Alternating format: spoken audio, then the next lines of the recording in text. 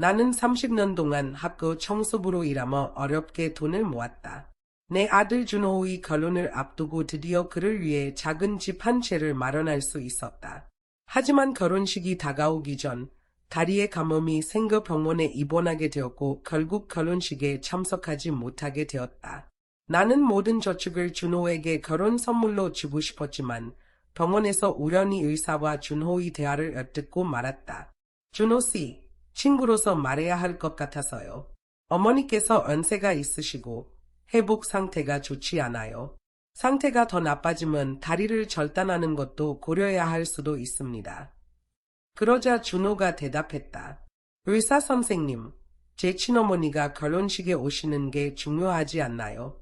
그런데 굳이 제 계모를 무리하게 회복시키려고 하죠. 절단하게 된다면 어쩔 수 없는 거고요. 제가 그녀를 버리겠다는 건 아니지만 만약 그녀가 너무 빨리 회복하면 제 결혼식에 친어머니가 아닌 그녀가 참석하게 될까 봐 걱정이에요. 그 말을 듣고 나는 조용히 내가 모아둔 저축 통장을 가방 속에 넣었다. 준호에게 결혼 선물로 주려고 했던 돈이었다. 하지만 준호에게는 이미 그의 친어머니가 있으니 내가 모은 돈이 필요하지 않을 거라고 생각했다. 며칠 뒤 병실에서 또 다른 대화를 엿듣게 되었다. 이번에는 준호가 의사와 이야기하고 있었다. 선생님, 어차피 나이가 많으신데 굳이 비싼 수술을 할 필요는 없다고 생각해요. 다리에 박힌 핀 정도는 큰 문제가 아니잖아요. 그걸로 죽는 것도 아니고 그냥 간단히 치료만 해주세요. 제 계모는 자존심이 강해서 병원에 입원하지 않고도 제 결혼식에 기어코 오려고 했을 겁니다. 의사는 준호의 말을 듣고 난감한 표정을 지었다. 준호 씨, 제가 친구로서 다시 말하지만 어머니께서는 지금 제대로 치료받지 않으면 다리를 절단해야 할 수도 있어요. 그녀는 정말 활기찬 분이셨잖아요. 평생 휠체어에 앉아 살아가게 된다면 얼마나 힘드실지 생각해 보셨나요? 하지만 준호는 의사의 말을 듣고도 요지부동이었다. 설령 수술이 필요하지 않더라도 약은 최고로 좋은 걸 써주세요. 합병증은 생기면 안 되니까요. 의사는 한숨을 쉬며 준호를 바라보았다. 결혼식 영상을 보게 되시면 어떻게 하시려고요? 한번 속일 순 있어도 영원히 속일 순 없잖아요. 어머니 건강을 희생시켜가면서까지 이럴 필요가 있을까요? 그러자 준호는 단호하게 말했다. 제 친어머니는 제게 생명을 주신 분이에요. 그런 어머니가 아들의 중요한 날에 함께하지 못한다는 건 말도 안 되는 일이죠. 물론 계모가 저를 키워주신 건 감사하지만 제 결혼식에는 친어머니만 참석하셔야 해요. 준호의 말은 마치 망치로 내 가슴을 내려치는 듯했다. 그의 말 한마디 한마디가 내게는 큰 상처로 다가왔다. 손에 들고 있던 저축 통장을 다시 주머니에 넣으며 그가 나를 어떻게 생각하는지 깨달았다. 잠시 후 의사가 약을 가져와 주었고 병실 문을 나서며 한마디를 더했다. 준호 씨, 어머니께선 당신을 위해 모든 걸 희생하셨어요. 그런데 이렇게까지 냉정할 수 있나요? 당신을 키워주신 어머니를 이렇게 대하는 게 옳은 일인가요? 의사는 말을 멈췄다. 준호의 얼굴을 보고는 이미 결정을 내렸다는 것을 눈치챘기 때문이었다. 준호는 단순히 그의 친어머니를 걱정하는 것이 아니었다. 그는 청소부 출신의 어머니를 부끄러워하고 있었다. 내가 그를 학교에 보내고 집과 차를 사주며 30년 동안 키운 어머니라는 사실은 잊은 듯했다. 결국 나는 분노와 실망감에 병원 침대에서 쓰러지고 말았다. 하지만 준호의 냉혹함은 여기서 끝이 아니었다.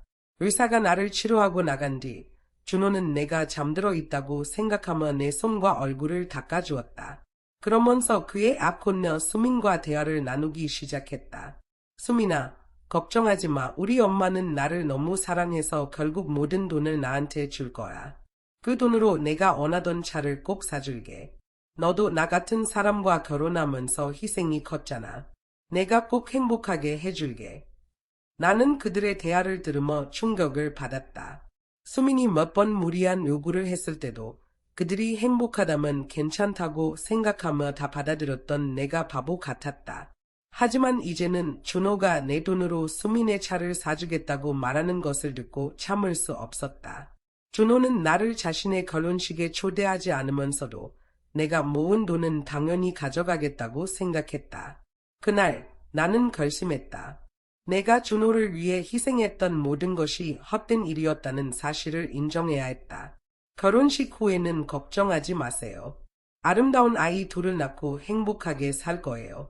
엄마는 몸이 불편하실 테니 우리가 돌봐야겠지만 엄마가 모아둔 돈이면 아이들 키우는데 충분할 거예요. 가슴이 찢어질 듯한 고통이 밀려왔다. 눈물이 저절로 흘러내렸다. 내가 그의 결혼식에 참석하지 못하게 하려고 이렇게까지 치밀하게 계획했다니. 그가 아주 어렸을 때가 떠올랐다. 고아원 앞을 지나가던 날, 그는 내 소매를 붙잡고 놓지 않았다. 순간적인 연민으로 나는 그를 데려와 더 나은 삶을 주고 싶었다. 더 많은 돈을 벌기 위해 사업을 시작했지만 실패했고 좋은 일자리를 찾지 못해 결국 청소 일을 하며 여러 직업을 전전했다. 나는 아들을 위해 한 푼이라도 아끼며 더 나은 삶을 주려고 애썼다. 단 한 번도 보상을 바라지 않았다. 그는 이제 30살이 되었고 내가 여전히 매달 용돈을 보내주고 있었다. 혼자 힘들게 살고 있을까 봐 걱정이 돼서였다. 내 인생의 절반을 그를 걱정하며 보냈지만 결국 나는 그를 버린 친어머니만도 못한 존재였다. 그가 친어머니를 더 존경하고 그녀를 더 품이 있다고 생각한다면 차는 그녀가 사주게 하라. 나는 이제 그들에게 더 이상 내 감정을 투자하지 않기로 했다. 준호가 악을 가지러 간 사이 그는 부주의하게 핸드폰을 병실 침대 옆에 두고 갔다. 나는 그의 비밀번호를 알고 있었기에 쉽게 잠금을 풀었다. 그리고 그가 오랫동안 친어머니와 연락을 주고받아 왔다는 사실을 알게 되었다. 그녀는 준호와 함께 저녁을 먹으며 찍은 사진을 보냈다. 사진 속 그녀는 내가 젊었을 때와 비슷한 나이였지만 지금의 나보다 훨씬 젊어 보였다. 나는 오랜 세월 동안 준호를 위해 돈을 모으느라 쉬지도 못하고 바람과 햇볕에 얼굴이 상했다. 이제 결혼식이 다가오니 드디어 좀 쉴 수 있겠다고 생각했었다.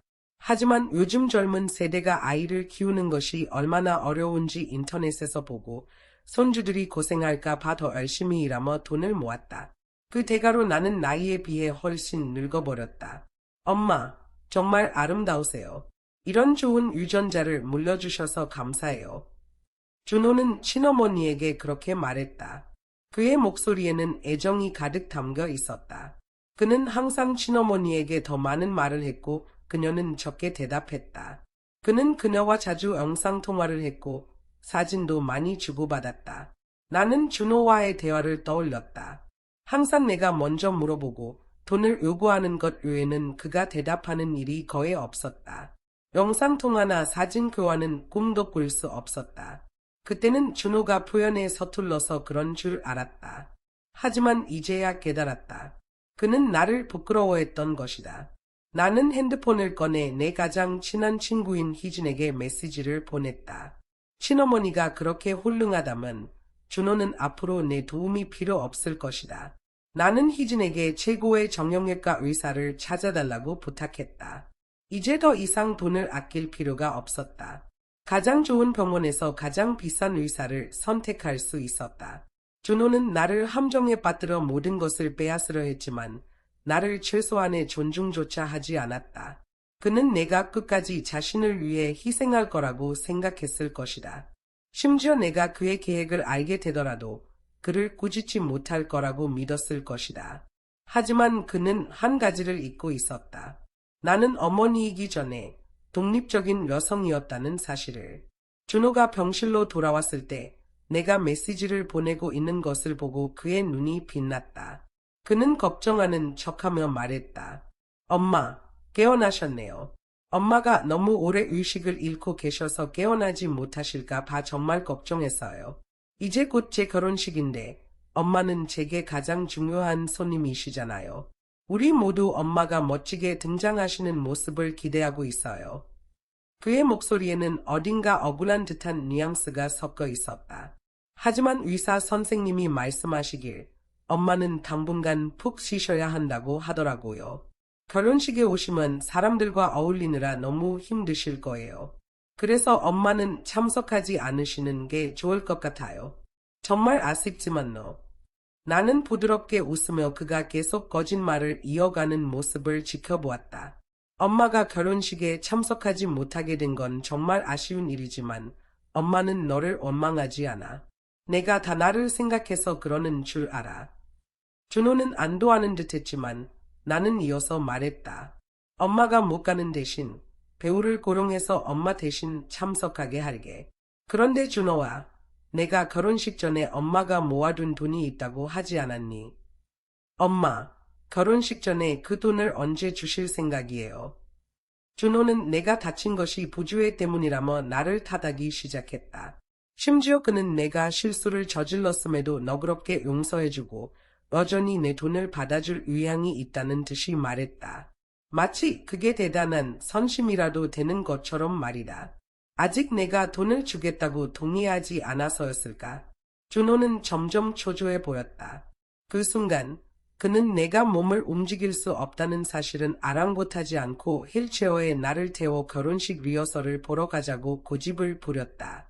엄마, 민주는 조금 수줍음이 많으니까 그들 근처에는 가지 마세요. 엄마한테서 나는 약 냄새 때문에 불편해할 수도 있잖아요. 그들이라니. 그 안에 그의 친어머니도 포함된 걸까? 준호는 나름 잘 숨긴다고 생각했겠지만 나는 이미 그의 품이 있는 친어머니를 오래전에 보았다. 불우한 노인의 첩으로 살아온 그녀의 모습이 정말 품이 있는 모습인지 의문스러웠다. 준호는 나를 작은 방에 두고 서둘러 나가버렸다. 나는 휠체어를 굴리며 결혼식장으로 향했다. 어쨌든 나는 이 결혼식을 위해 돈을 썼고 실망으로 끝날 것을 알면서도 그 순간의 평온한 모습을 보고 싶었다. 결혼식장 가까이 다가가니 준비를 돕는 직원들이 나누는 이야기가 들려왔다. 들었어. 신랑 가족이 진짜 어머니를 고령한 배우로 이장해서 결혼식에 참석시킨대. 왜 양어머니는 안 오시는 건데? 몸이 안 좋으시대. 근데 솔직히 양어머니가 애랑 얼마나 가깝겠어. 당연히 친어머니랑 더 가깝지. 나라도 친어머니를 그냥 오게 했을 거야. 누가 맞겠어? 나도 전에 친어머니 봤는데 명품으로 온몸을 치장했더라. 성공한 독립 여성처럼 보이던데. 양어머니는 몸이 불편하시다던데 오늘 오셨대. 참 안 됐다. 그들의 말에 가슴이 더 답답해졌다. 나는 휠체어를 굴려 연회장 문으로 다가갔다. 문이 살짝 열려 있었고 안쪽의 모습이 희미하게 보였다. 민지가 값비싸 보이는 캐멀 울 스카프를 꺼내며 인사 선물로 건넸다. 그녀의 얼굴에는 아부하는 듯한 미소가 가득했다. 캐리씨, 준호가 늘 말씀 많이 하셨어요. 너무 미인이시라길래 그냥 가장하는 줄 알았는데 직접 뵈니 정말 그렇네요. 나는 민지가 나를 볼 때마다 항상 굳은 표정을 짓던 모습이 떠올랐다. 준호는 그녀가 몸이 안 좋아서 그렇다고 설명했었다. 한 번은 아팠던 적이 있긴 했지만 만날 때마다 갑자기 아팠던 건 아니었을 것이다. 나는 그녀가 단순히 어린 마음에 서툰 거라고 생각하며 대수롭지 않게 넘겼다. 하지만 이제 보니 그녀는 필요할 때 어른들에게 잘 보이는 방법을 알고 있었다. 그렇다고 해서 그녀를 탓하고 싶지는 않았다. 결국 그녀는 준호의 악혼자였고 그녀의 태도는 대부분 준호의 영향을 받은 것이었으니까. 캐리는 전화를 받기 위해 다른 구석으로 갔다. 그때 민지가 준호에게 조용히 말했다. 당신 친어머니는 명품으로 온몸을 치장하셨던데 돈이 꽤 있으신 것 같아. 그분 마음만 잡으면 더 큰 집으로 옮길 수 있을 거야. 이제 엄마가 사주신 그 작은 아파트에서 더 이상 살 필요 없겠지. 민지가 캐리를 환심사려 하는 이유는 그녀가 새 집을 사줄 수 있을 거라고 생각했기 때문이었다. 내가 그들에게 사준 아파트는 결혼을 준비하면서 적당한 집이 없어서 급히 마련한 것이었다. 사실 나는 이미 더 큰 단독주택을 찾아두었고 이런 일이 없었더라면 계약서에 서명했을 것이다. 하지만 이제 돈을 아낄 수 있게 되었다. 나는 전화를 받고 있는 캐리를 바라보며 몇 년 전 그녀를 처음 만났을 때를 떠올렸다. 그때 그녀는 분명히 말했다. 나는 준호를 원하지 않아요. 그리고 그 아이와 얽힌 짐도 원하지 않아요. 제발 다시는 저를 찾아오지 마세요. 우리 둘 모두를 위해서요. 그런 여자가 이제 민지에게 새 집을 사줄 거라고 기대하다니 꿈도 크구나 싶었다. 리허설을 위해 신부님이 도착하셨다. 그는 당연히 내가 신랑의 어머니라고 생각하며 나를 휠체어로 문 안으로 데려가려 했다. 하지만 문이 열리자 준호의 얼굴이 순간 창백해졌다. 그는 곧 표정을 가다듬고 신부님께 말했다. 신부님, 제 어머니는 저쪽에 계신 캐리입니다. 신부님은 이미 결혼식장 계약을 하던 날 나를 본 적이 있었다. 그런데도 준호의 말을 듣고 그의 표정이 복잡해졌다. 준호는 나를 이곳에 데려오면서 내가 그의 어머니로 리허설에 참석할 거라고 말했었다. 하지만 이제 캐리가 나타나자 나는 더 이상 설 자리가 없었다. 리허설이 시작되었고 나는 희진에게 메시지를 받았다. 최고의 정형외과 의사가 준비되었고 언제든 입원할 수 있어. 하지만 정말 괜찮겠어.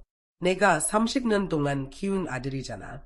혹시라도 마음을 바꿔 내게 잘못을 빌고 용서를 구하면 어쩌려고. 엄마, 마음이 조금이라도 약해지실까요? 나는 대답 대신 무대 위에서 조화를 이루고 있는 그 셋을 바라보았다. 하지만 준호가 마음을 돌릴 가능성은 전혀 없다고 생각했다. 내가 해야 할 일을 끝내면 다른 병원으로 데려가도 좋아. 모자. 관계가 끝나가고 있었기에 나는 마지막으로 그에게 선물을 하나 주기로 했다. 리허설이 끝나고 저녁 식사 시간이 되었다. 준호가 선택한 식당은 꽤 고급스러워 보였다. 그들은 내가 나이가 많고 잘 듣지 못한다고 생각했는지 조심성 없이 대화를 나눴다. 민지가 조용히 말했다. 여긴 너무 비싸요. 굳이 이런 데까지 올 필요 없잖아요. 우리 아직 더 큰 집을 위해 돈을 모아라 하잖아요. 준호는 그녀의 말을 가볍게 무시하며 말했다. 걱정하지 마. 진아는 몰래 돈을 낼 거야. 이제 장애인이 됐으니 나를 더 이상 붙잡아두지 못할 거야. 제발 얌전히 굴었으면 좋겠어. 내 친어머니가 고생하시는 건 못 보거든. 그분은 항상 이런 고급스러운 곳에 익숙하시잖아. 저녁 식사가 중반쯤 진행되었을 때 나는 화장실에 가야겠다고 말했다. 휠체어를 밀며 밖으로 나갔다. 하지만 민지도 준호도 내가 이 상태로 화장실을 어떻게 갈지에 대해 전혀 신경 쓰지 않았다. 그저 서로 눈짓을 주고받으며 내가 계산을 하러 간다고 생각하는 눈치였다. 나는 휠체어를 굴려 문 쪽으로 갔지만 문을 여는데 애를 먹었다. 몇 번이나 시도했지만 열리지 않았다. 준호는 내가 고생하는 모습을 보고도 자리에서 일어나지 않았다. 민지 역시 마찬가지였다. 그때 캐리가 자리에서 일어나 말했다. 제가 도와드릴게요. 준호는 캐리를 향해 눈이 희둥그레지며 급히 일어섰다. 아니에요. 괜찮아요. 엄마는 혼자서도 잘 하실 수 있어요. 괜히 신경 쓰지 마세요. 내가 준호를 바라보자 그는 태도를 바꾸며 말했다. 우리 엄마는 항상 강하고 자존심이 강하셨어요. 다른 사람에게 폐를 끼치는 걸 싫어하시죠. 나는 캐리에게 차가운 목소리로 말했다. 고마워. 비록 준호와의 관계를 끊기로 결심했지만 캐리에게는 할 말이 있었다. 계단 코너에 도착했을 때 내가 입을 떼기도 전에 캐리가 갑자기 휠체어를 세게 밀었다. 내 발과 휠체어가 벽에 부딪히며 날카로운 통증이 밀려왔다. 이마에 식은땀이 맺혔다. 캐리, 지금 뭐 하는 거예요? 뭐 하냐고? 진아, 내가 뭐라고 했지? 그 짐덩어리를 나한테 다시 찾아오지 말라고 했잖아. 에이, 내 말을 안 듣고 이 사단을 만든 거야. 덕분에 내가 들킬 뻔했잖아. 준호 앞에서의 온화한 태도는 온데간데 없이 사라지고 그녀는 날카롭고 공격적인 말투로 바뀌었다. 이건 경고야. 나한테 준호를 떠넘기려 하지 마. 나한테는 그를 책임질 돈도 마음도 없어. 준호가 나를 엄마라고 부르는 건 그의 자유야. 필요하다면 겉으로만 어머니 역할을 해줄 수는 있어. 하지만 나를 협박하려 한다면 꿈도 꾸지 마. 너도 이미 준호한테서 충분히 많은 걸 받았잖아. 캐리는 비웃으며 말했다. 내가 공짜로 일해줄 거라고 생각했어. 헛된 꿈은 꾸지 마. 계속 이런 식으로 나오면 준호도 잃게 될 거야. 이제 준호는 나랑 훨씬 더 가까워졌거든. 우리 대화 소리가 점점 커졌는지 준호와 민지가 서둘러 달려왔다. 그 순간 조금 전까지만 해도 거만하던 캐리가 갑자기 비명을 지르며 넘어졌다. 높은 굽의 힐이 삐끗하며 그녀는 바닥에 쓰러졌다. 어머나, 진아. 내가 당신 대신 준호 결혼식에 참석하겠다고 했는데 날 밀어버리다니. 내 발이 너무 아파. 몇 년 전 마지막으로 봤을 때보다도 더 뻔뻔한 모습이었다. 나는 통증으로 식은땀이 흐르지만 이를 악물고 약한 모습을 보이지 않으려 애썼다. 차분한 얼굴로 준호를 바라보았다. 30년 동안 키운 아들이니 나를 조금은 믿어줄 거라 생각했다. 하지만 준호와 민지는 캐리를 부축해 일으켜 세웠고 나를 바라보는 눈빛에는 오직 경멸만이 가득했다. 엄마, 저는 엄마가 단지 청소 일을 하며 저를 키우느라 어쩔 수 없이 그렇게 사신 줄 알았어요. 그래서 존경했어요. 그런데 오늘 엄마가 한 짓을 보고 정말 실망했어요. 나는 잠시 멍해 있다가 쓴웃음을 지었다. 30년 동안 키운 아들이 결국 이렇게 배은망덕한 사람이 되었구나. 핸드폰에 메시지가 왔다. 희진이었다. 희진, 나랑 준호의 모자 관계는 이제 끝났어. 준호는 항상 내가 자신보다 못한 사람이라 생각했어. 이제 내가 없으면 어떻게 되는지 두고 보자. 내가 없으면 그들이 얼마나 대단한 모습을 보여줄지 궁금하네. 민지가 의자를 가져와 캐리를 앉혔고 준호는 바닥에 무릎을 꿇고 그녀의 발목을 살폈다. 나는 휠체어에 다시 올라타려고 애를 썼다. 그때 희진이 도착했다. 그녀는 내 발의 부상을 보더니 당장 따지려 했지만 나는 그녀를 막았다. 너희가 나를 보고 싶어 하지 않으니 더 이상 방해하지 않을게. 퇴원 수속은 내가 알아서 할 테니 너희는 결혼 준비나 잘해. 민지는 준호에게 신호를 보내며 돈 이야기를 하라는 듯한 눈짓을 했다. 준호는 나를 쳐다보지도 않고 비웃으며 말했다. 걱정 마, 민지야. 여긴 더 이상 엄마가 있을 자리가 없어. 떠난다니 그냥 보내드려. 누가 저런 사람을 받아주겠어? 저런 장애인을 누가 받아주겠어? 나밖에 없지. 희진은 나를 그 자리에서 밀어내며 화난 목소리로 물었다. 왜 가만히 있었어요? 애 아무 말도 안 했냐고. 나는 그저 한 끼 식사 비용을 아꼈다는 사실에 안도했다. 이제까지 준호를 키우고 교육시키는데 투자한 돈만으로도 충분했다. 하지만 그가 집과 차를 위해 쓴 내 돈은 오늘 당장 돌려받을 계획이었다. 퇴원 수속을 마치고 희진이 소개해준 의사에게 발수술을 받았다. 수술은 성공적으로 끝났고 의사는 한 달 안에 안전히 회복될 거라고 말했다. 수술을 받은 지 일주일도 채 지나지 않아 준호에게서 메시지가 왔다. 엄마, 애 아무 말 없이 병원을 떠나셨어요. 결국 내가 병원을 떠났다는 사실을 깨닫는데 이렇게 오래 걸린 건가? 준호는 바보가 아니었다. 이제쯤이면 내가 이미 모든 것을 알고 있다는 사실을 눈치챘을 것이다. 나를 대신해 나타난 사람이 그의 친어머니라는 것도 말이다. 엄마, 캐리가 엄마를 밀쳤다는 건 알아요. 하지만 그분은 강하고 성공한 여자예요. 엄마가 그분을 자극하지 않았다면 엄마에게 신경 쓰지도 않았을 거예요. 그분은 단지 엄마를 대신해 참석해 주시는 것뿐이에요. 하지만 제 마음속에서 엄마는 여전히 제 진짜 엄마예요. 엄마, 제발 답장 좀 해주세요. 제 결혼식이 한 달 남았어요. 엄마의 축복 없이 결혼할 수 없어요. 민지도 엄마를 뵙고 싶어 해요. 그는 이제야 나를 기억한 걸까? 그것도 돈이 필요해서 말이다. 병원에 내가 없다는 걸 알아차린 것도 바로 그 때문일 것이다. 나는 그의 메시지를 스크롤하며 비웃는 미소를 지었다. 엄마, 치료에 고집 부리지 마세요. 결국 다리를 잃게 되면 민지와 제가 엄마를 돌봐야 하잖아요. 엄마는 우리에게 의지할 수밖에 없어요. 그러니 믿으세요. 제가 엄마를 책임질게요. 나는 이미 잘 회복되고 있는 내 발을 내려다보며 메시지에 답했다. 걱정 마라. 내 결혼식 날 돈을 줄게. 사실 나는 그들과 대립할 생각이 없었다. 하지만 캐리와 준호가 이렇게까지 나를 몰아붙이는 상황에서 가만히 있을 수는 없었다. 이제는 싸울 때가 온 것이다. 결혼식 당일 나는 일부러 밝은 색의 옷을 골랐다. 이제 더 이상 걱정할 것이 없었다. 내가 가진 돈은 이제 나 자신을 위해 쓸 수 있었다. 리허설 때 휠체어에 앉아있던 나를 아무도 알아보지 못했다. 나는 가장 구석진 자리에 앉아 준호가 민지와 통화하는 소리를 들었다. 우리 엄마가 오늘 돈을 준다고 했어. 이제 장애인이 됐으니 나한테 반항할 수도 없고 문제를 일으킬 리도 없어. 걱정하지 마. 결혼식이 따뜻한 음악과 함께 공식적으로 시작되었다. 곧 신혼부부의 연설 시간이 되었고 모두가 축복의 말을 나누었다. 손님들은 저녁 식사를 시작하며 분위기가 한결 부드러워졌다.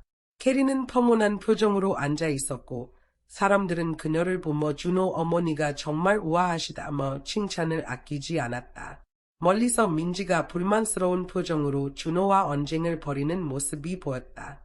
준호는 그녀를 진정시키려 애쓰더니 결국 자리에서 일어나 구석으로 가서 전화를 걸었다. 그 순간 결혼식장을 울리는 커다란 경적 소리가 들렸다. 내가 준비한 경적 소리는 모든 소음을 압도하며 울려 퍼졌다. 준호야, 나한테 전화했니? 나는 자리에서 일어나 손님들 사이에서 모습을 드러냈다. 준호가 돌아보는 순간 그의 눈이 커지며 충격에 휩싸였다. 그는 내가 결혼식을 망칠까 두려워하며 서둘러 나에게 다가왔다. 엄마, 여기서 뭐 하시는 거예요? 집에서 쉬시라고 했잖아요. 그는 낮은 목소리로 속삭였다. 돈 가져오라고 했잖아. 내가 안 오면 어떻게 주겠니? 나는 손에 든 경적을 들어 올리며 말했다. 경적 소리에도 불구하고 내 목소리는 모든 사람들에게 똑똑히 들렸다. 사실 준호가 나를 결혼식에 오지 못하게 한 것도 이해는 해. 나도 절대로 밟히는 걸 참는 사람은 아니니까. 하지만 내가 병원에 있을 때는 다쳤기 때문에 섣불리 움직일 수 없었어. 인생에서 가장 큰 교훈은 참아야 할 때와 맞서야 할 때를 아는 거야. 그때 준호와 맞섰다면 이 차가운 아들이 나에게 어떤 짓을 했을지 장담할 수 없었지. 하지만 지금은 달라. 나는 완전히 회복되었고 더 이상 누구에게도 짓밟히지 않을 거야. 손님들은 내 말을 듣고 수군거리기 시작했다. 저 사람이 준호의 양어머니야. 친어머니랑 비교도 안 되네. 양어머니가 진짜 아이를 사랑할 리가 없지. 준호가 불쌍하네. 근데 저 사람이 돈을 주러 왔다고 했어. 만약 그게 사실이면 준호가 너무한 거 아니야? 준호는 내가 그동안 보호해 주었던 자신의 이미지가 무너지는 것을 느꼈다. 그의 얼굴은 창피함에 붉게 달아올랐다. 엄마, 일부러 저를 망신 주시려는 거예요. 이 경적은 또 뭐고? 준호가 화를 내자 민지가 서둘러 다가와 그를 달랬다. 준호야, 진정해. 돈만 받으면 되잖아. 그냥 엄마를 여기 두고 신경 쓰지 마. 문제 일으키지 않을 거야. 그러고는 나를 향해 짜증 섞인 눈빛을 보내며 말했다. 진아씨, 빨리 돈 주세요. 나는 그녀를 보며 놀라움을 감출 수 없었다. 민지와 준호의 뻔뻔함은 내가 상상했던 것 이상이었다. 엄마, 돈 안 주셔도 괜찮아요. 어차피 제 친엄마가 이 돈을 줄 수 있으니까요. 엄마 돈은 필요 없어요. 준호가 차갑게 말했다. 진아, 내 말 잘 들어요. 돈을 두고 떠나지 않으면 앞으로 절대 엄마를 어머니로 인정하지 않을 거예요. 오늘 정말 창피하게 만드네요. 그는 내가 여전히 그를 아이처럼 대하며 끝없이 참아줄 거라고 생각했던 것 같다. 준호는 나를 완벽히 이해했다고 믿으며 내 손에 든 가방을 보자 그의 눈에는 잠시 슬픔이 스쳤다. 내 친엄마가 정말 돈이 있을까? 나는 멀리서 캐리를 힐끗 보며 물었다. 그녀는 불안한 눈빛으로 시선을 피했다. 캐리는 한숨을 쉬며 말했다. 어차피 그 돈을 줄 거라면 그냥 돈만 두고 가요. 그 순간 그녀 뒤에 설치된 대형 스크린에 영상이 재생되기 시작했다. 12년 전 캐리가 준호에 대해 건멀스럽게 말하던 장면이었다. 내가 몇 번이나 말했잖아. 걔가 어떻게 살든 내 알바 아니라고. 그 짐덩어리 나한테 데려오지 말라고 했잖아. 내가 입양했으니 내 자식이지 내 자식 아니야.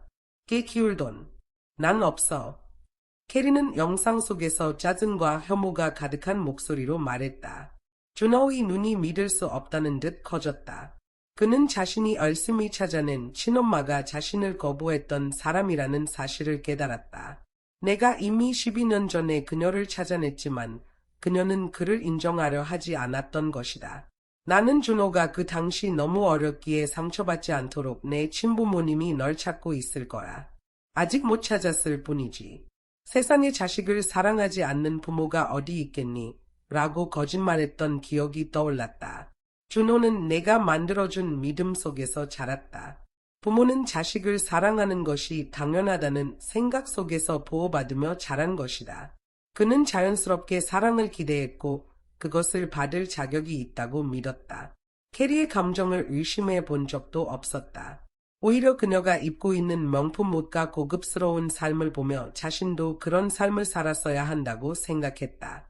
그래서 그녀를 기쁘게 하려고 노력했고 그녀가 자신을 다시 받아주길 바랐다. 하지만 이제 그는 두 걸음 뒤로 물러나며 고개를 저었다. 이럴 리가 없어. 나를 사랑해야지. 어떻게 날 원하지 않을 수가 있어?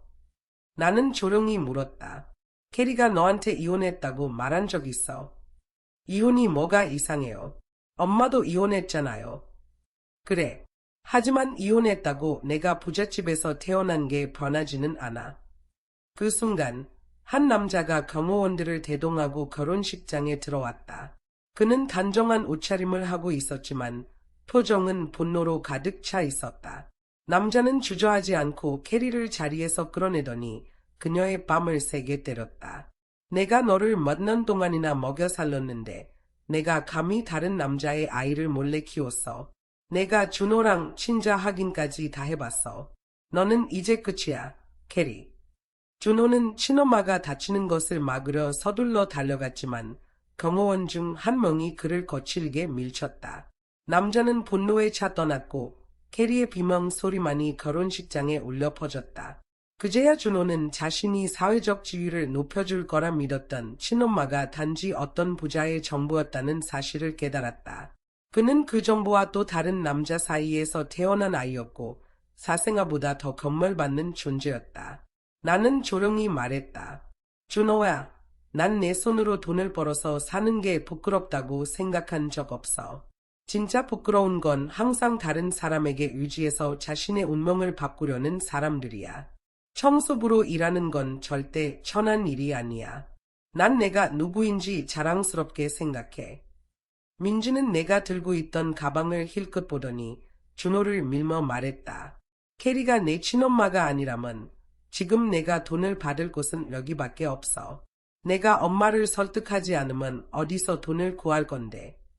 그 순간 준호의 태도가 급격히 바뀌었다. 엄마, 맞아요. 다 제 잘못이에요. 엄마가 제 유일한 엄마예요. 엄마는 정말 대단한 분이에요. 한 번도 엄마를 낮게 본 적 없어요. 그의 말에 내 마음은 점점 차가워졌다. 나는 그를 처음부터 입양하지 말았어야 했다. 이혼 후 그를 위해 헌신하기보다는 재혼을 해서 더 안정적인 환경을 제공했어야 했다. 내가 정성껏 키운 나무가 결국 썩은 열매를 맺고 말았다. 돈이 필요하다고. 알겠다.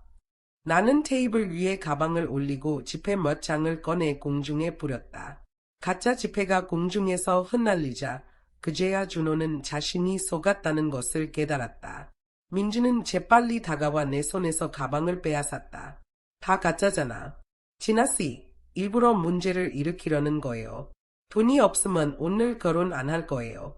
당신은 그냥 청소부잖아요. 나 아니었으면 우리 부모님과 같은 테이블에 앉을 자격도 없었을 거예요. 민지의 부모는 여전히 나를 경멸하는 눈빛으로 바라보고 있었다. 나는 경적을 다시 들고 차분히 말했다.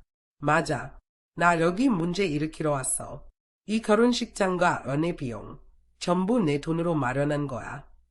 내가 너한테 잘해줬더니 뒤에서는 날 잔소리꾼이라 불렀다지. 그럼 이제 진짜 잔소리꾼이 뭔지 보여줄게. 나는 의자 위에 올라가 그들이 저지른 부끄러운 일들을 하나씩 폭로하기 시작했다. 모든 사실이 낱낱이 드러나자 민지는 얼굴이 빨갛게 달아오르더니 울면서 뛰쳐나갔다. 준호는 얼굴이 창백해졌다가 다시 붉어지며 당황한 기색을 감추지 못했다. 그의 친척들과 친구들이 수군거리며 손가락질을 하자 그는 더 이상 건디지 못하고 민지를 따라 결혼식장을 빠져나갔다. 하지만 준호가 모르는 또 다른 서프라이즈가 남아 있었다. 그날 저녁 준호에게서 전화가 왔다. 엄마, 정말 이기적이네요. 내가 바란 건 결혼식에서 내 체면을 세워줄 누군가뿐이었는데 엄마는 내 결혼식 집까지 팔아버리다니요. 남의 재산에 손대는 게 불법인 건 알죠? 나는 차갑게 대답했다. 그럼 고소해. 그 집은 내 돈으로 산 거야. 등기부등본에도 내 이름이 적혀 있어. 내가 그 집이 작아서 싫다고 했을 때 더 큰 집을 사달라고 졸랐던 건 너였어. 이제 내가 직접 큰 집을 사길 바란다. 행운을 빌어. 그 말을 끝으로 나는 전화를 끊었다. 더 이상 준호와 다툴 시간도 일도 없었다. 나는 이미 해외로 떠날 준비가 되어 있었다. 이제는 나 자신을 위해 살기로 했다. 아이를 부양할 필요도 없고 지난 30년 동안 다른 사람들을 위해 희생했던 시간을 충분히 보상받을 수 있는 시간이 내 앞에 펼쳐져 있었다. 결혼식 이후 준호가 나를 증오하며 다시는 나를 찾지 않을 거라 생각했다. 하지만 예상과 달리 내가 해외에서 돌아왔을 때 그가 나를 기다리고 있었다. 나는 그의 뻔뻔함을 가소평가했던 것이다. 그는 환한 얼굴로 말했다. 다 엄마 잘못이에요. 민지가 저랑 헤어지려고 해요. 그런데 엄마는 해외에서 놀고만 있었잖아요. 돈을 좀 아껴라죠. 나한테 큰 집을 사줘야 하잖아요. 나는 그의 비난을 무시하며 아무런 대꾸도 하지 않았다. 이제 더 이상 내 삶에 간섭할 권리가 그에게는 없었다. 엄마, 내 말 듣고 있나고요. 몇백만 원만 주세요. 큰 집을 사서 민지를 다시 붙잡아야 한다고요. 내가 아무런 반응을 보이지 않자 준호는 언성을 높이며 협박하기 시작했다. 그러나 그의 협박은 나에게 전혀 효과가 없었다. 나는 여전히 그를 무시했다. 시간이 지나면서 그는 내 결심이 단단하다는 것을 깨달았다. 처음에는 믿지 못하다가 점점 실망하고 결국 두려움에 빠졌다. 그는 자신을 항상 지켜주던 엄마가 더 이상 예전처럼 자신을 보호해주지 않을 거라는 사실을 깨달았다. 결국 그는 불안에 떨며 길 잃은 강아지처럼 변했지만 나는 그를 외면하고 거리를 두었다. 나는 모든 것을 뒤로하고 더 이상 그와의 관계를 이어가지 않았다. 내 삶은 서서히 새로운 장으로 접어들었다. 아들의 배신과 잔인함에도 불구하고 나는 스스로를 연민에 빠뜨리지 않았다. 대신 내 삶을 재정해야 하기로 결심했다. 나는 힘들게 모은 돈을 자선사업에 투자해 벌포 억강 모자가정 지원기금 벌포를 설립했다. 이 기금은 버림받은 아이들과 싱글맘들을 돕는 데 사용되며 그들이 다시 일어나 자신만의 가치를 찾을 수 있도록 지원했다. 어느 날 나는 기금 행사에서 연단에 섰다. 단정하지만 우아한 옷을 입고 관객석에 앉아있는 아이들을 바라보았다. 그들은 깔끔한 옷차림에 밝은 미소를 띠고 있었다. 그 미소 뒤에는 내가 겪었던 고통과 희생이 담겨 있었다. 그들을 바라보며 나는 전에 느껴보지 못한 충만함과 평화를 느꼈다. 드디어 나는 내 인생의 목적을 찾은 듯했다. 다른 사람들에게 사랑을 나누며 내 마음도 따뜻해졌다. 행사가 끝난 후 한 순수한 얼굴의 소녀가 내 소매를 살짝 잡아당겼다. 그 순간 나는 고아원에서 준호의 눈빛을 처음 봤던 기억이 떠올랐다. 내 마음이 떨렸다. 나는 그녀의 눈높이에 맞춰 무릎을 꿇고 부드럽게 말했다. 이번에는 내가 좋아하는 가족을 선택하자. 소녀의 눈이 반짝이며 빛났고 그녀는 내 손을 꼭 잡았다. 마치 오랫동안 갈망했던 온기를 찾은 듯했다. 그 순간 나는 사랑과 희망의 전파가 결코 멈춘 적이 없음을 깨달았다. 나는 과거의 불필요한 짐을 내려놓고 새로운 삶을 받아들이기로 했다. 시간이 흐르면서 나는 점점 삶에 대한 애정을 되찾았다. 젊은 시절 즐기던 취미를 다시 시작했다. 특히 그림과 정원 가꾸기를 좋아했다. 나는 양로원에서 자원봉사를 시작했고 나와 비슷한 나이의 어르신들과 시간을 보냈다. 어느 봄날 오후 나는 양로원의 어르신들과 함께 그림을 그렸다. 그들이 캔버스에 색을 칠하는 모습을 보며 마치 젊은 시절로 돌아간 듯한 기분이 들었다.